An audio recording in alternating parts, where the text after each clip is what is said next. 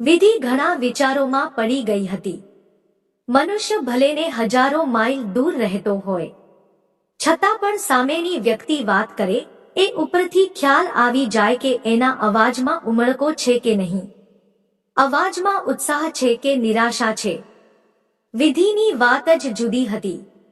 અજાણી વ્યક્તિ જોડે પણ થોડીવાર વાત કરે તો એના બોલવા ઉપરથી એના સ્વભાવની ખબર પડી જાય. એટલે તો અમેરિકા જેવા દેશમાં પણ એ ક્યારેય કોઈથી હેતરાતી નહીં. પણ આ વખતની વાત જુદી હતી અને એથી જ એના મનમાં જાતજાતના વિચારો આવતા હતા. શાશ્વતી તો એની નાનપણની બહેનપણી હતી. એમની મિત્રતા વિશે તો એવું કહેવાતું કે તન જુદા છે પણ મન એક જ છે. અરે આ બંને બહેનપણીઓ એટલે પક્ષીની બે પાંખો, જ્યાં જાય ત્યાં જોડે જ હોય. તેથી કહેવાતું કે પક્ષી એક પાંખે ના ઉડે. કોલેજમાં બંને માટે આ જ વાક્ય વપરાતું. વિધિને હતું કે શાશ્વતીને હું આશ્ચર્યચકિત કરી દઈશ. ભારતમાં જઈ કંઈ પણ કહ્યા વગર હું એની સામે ઊભી રહીશ. શાશ્વતીને એની આંખો પર વિશ્વાસ જ નહીં આવે કે હું આવી છું. વિધિ અને શાશ્વતીના લગ્ન થોડા અંતરે જ થયેલા. વિધિ લગ્ન બાદ અમેરિકા એના પતિ સાથે સ્થાયી થવાની હતી. વિધિનો પતિ સ્વભાવે હસમુખો હતો. શાશ્વતીના લગ્નમાં એ જ્યારે ગઈ ત્યારે લાગતું હતું કે એના સાસરિયા જે રીતે વાતો કરે છે એ રીતે બધાને સહેલાઈથી આંજી શકે છે. સામેની વ્યક્તિને પ્રભાવિત કરી દે એવું બોલવાની જાણે એમને જન્મજાત આવડત ના હોય. પણ આ વિધિ હતી એ કોઈથી ક્યારે અંજાઈ જાય એવી ન હતી. એ તો શાશ્વતીના પ્રેમમાં પૂરેપૂરી ભીંજાઈ ગઈ હતી. શાશ્વતીમાં માત્ર ને માત્ર પ્રેમથી બીજાને ભીંજવી દેવાની આવડત હતી. શાશ્વતી ક્યારેય ગુસ્સો કરતી નહીં. તેથી વિધિ ઘણીવાર કહેતી, શાશ્વતી, તારા મગજમાં બરફનું કારખાનું છે. તારી મીઠી મીઠી વાતો સાંભળી ગમે છે. ત્યારે લાગે છે કે તારા મોંમાં ખાંડનું કારખાનું છે. તું તો જાણે બબ્બે કારખાનાની માલિક હોય એવું જ લાગે. શાશ્વતી કહેતી, વિધિ, મનુષ્યની કિંમત પૈસાથી નહીં એના સ્વભાવથી થાય છે.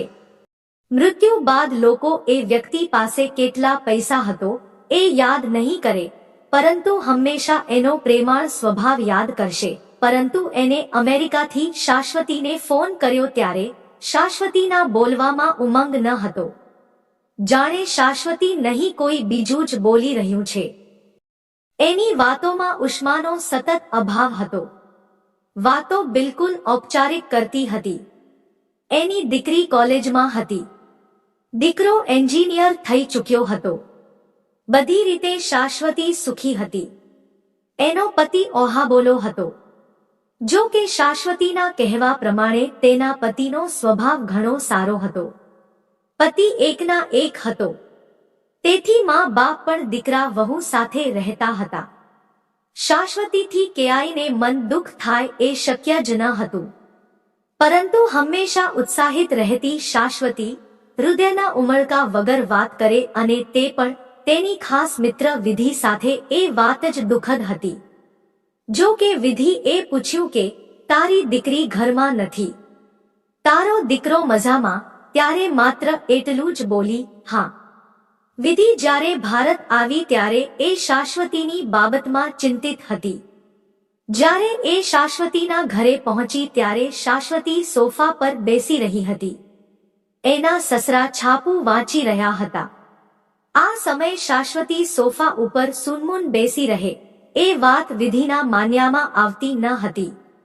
વિધિ ઉમળકાભેર શાશ્વતીને ભેટવા ગઈ ત્યારે શાશ્વતી બે ડગલા દૂર ખસીને બે હાથ જોડી જય શ્રી કૃષ્ણ કહ્યા. આંખોમાં ન તો આવકાર હતો કે ન તો કરુણભાવ. બિલકુલ સ્થિતપ્રજ્ઞ સ્થિતિમાં એ હતી. વિધિની આંખોમાં આંસુ આવી ગયા. મનમાં થયું કે હું કોઈ અજાણી વ્યક્તિને મળી રહી છું. આ શાશ્વતી હોઈ જ ના શકે. એટલી વારમાં જ શાશ્વતીના સસરાએ બૂમ પાડી, સવિતાબેન, ચાની કેટલી વાર છે? ચા નાસ્તો આપી જા. હું ક્યારનો રાહ જોઉં છું. વિધિ શાશ્વતીની સામે જોતા બોલી, આ સવિતાબેન કોણ છે? એ તો અમારી રસોઈયણ બાઈ છે. શાશ્વતી અત્યંત ધીમા અવાજે બોલી. શાશ્વતી કાયમ રસોઈ સ્પર્ધામાં પ્રથમ વિજેતા બનનારી, એ રસોઈયણના હાથની રસોઈ જમે, એ વાત વિધિના મનમાં ઉતરતી જ ન હતી. શાશ્વતીના ઘરમાં આવ્યા બાદ વિધિને એક પછી એક આશ્ચર્યના ઝટકા લાગતા ગયા. વિધિ સ્તબ્ધ બની ગઈ હતી. કોઈ અજાણી વ્યક્તિના ઘરમાં આવી જાણે એ અજાણી વ્યક્તિ જોડે વાત કરી રહી હોય એવું લાગવા માંડ્યું હતું. થોડી જ વારમાં સવિતાબેન ચા નાસ્તો લઈ શાશ્વતી પાસે આવ્યા ત્યારે શાશ્વતીએ કહ્યું, એક કપ ચા વધારે લાવજો અને સાથે બીજો નાસ્તો પણ લાવજો. વિધિ સાંભળી રહી. એની રસાઈવાળી બાઈએ વિધિને જોઈ હતી, છતાં પણ એક કપ ચા લાવી હતી. શાશ્વતીએ જાતે ઉઠીને એને પાણીનો ગ્લાસ પણ પીવા આપ્યો હોત તો એ વિધિને મન અમૃત હોત. પણ ભાવશૂન્ય સખી અને રાંધનારી બાઈના હાથના ચા નાસ્તા કરતા ભૂખ્યા રહેવું સારું, એવો ભાવ એના મનમાં ઉઠ્યો હતો.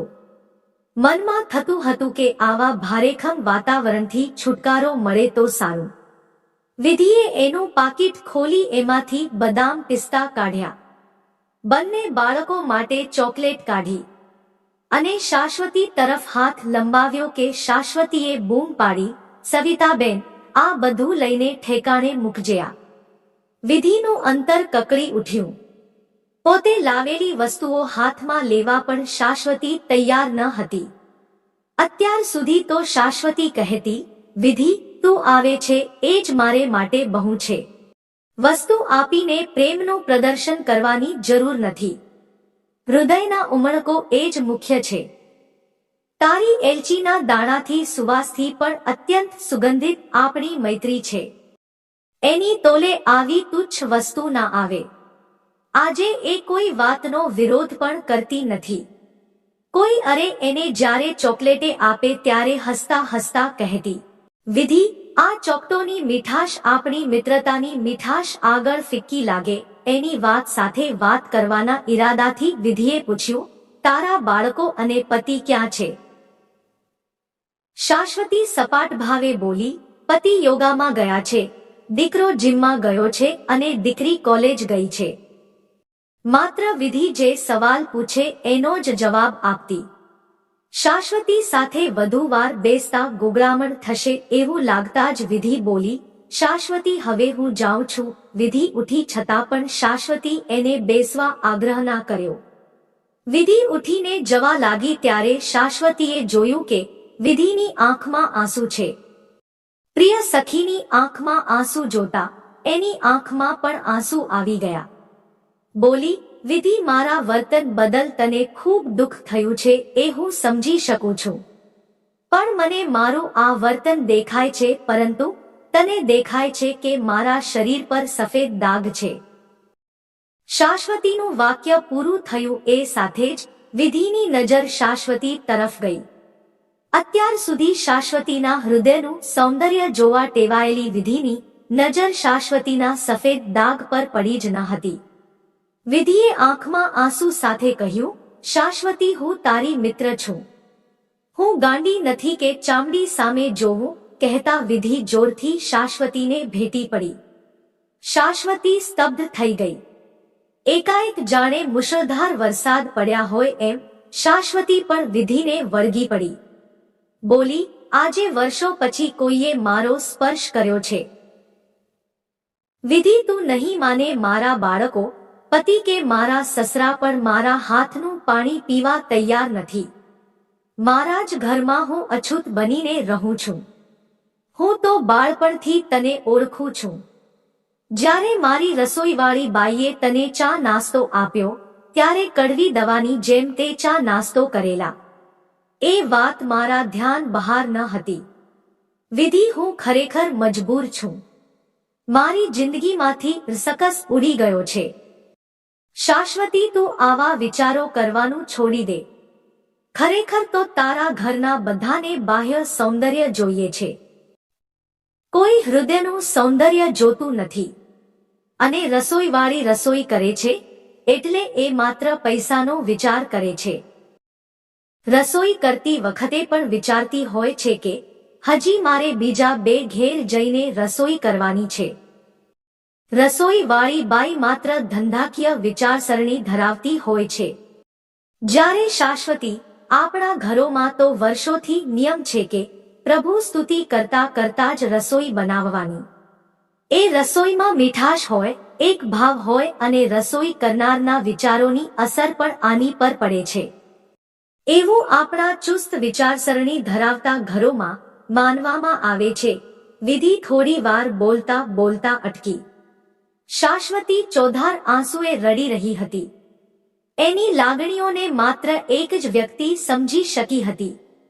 બાકી પોતાના હાડમાસમાંથી ઉત્પન્ન થયેલા બાળકો પણ એમની માનું ભીતરનું સૌંદર્ય કયા જોઈ શક્યા છે.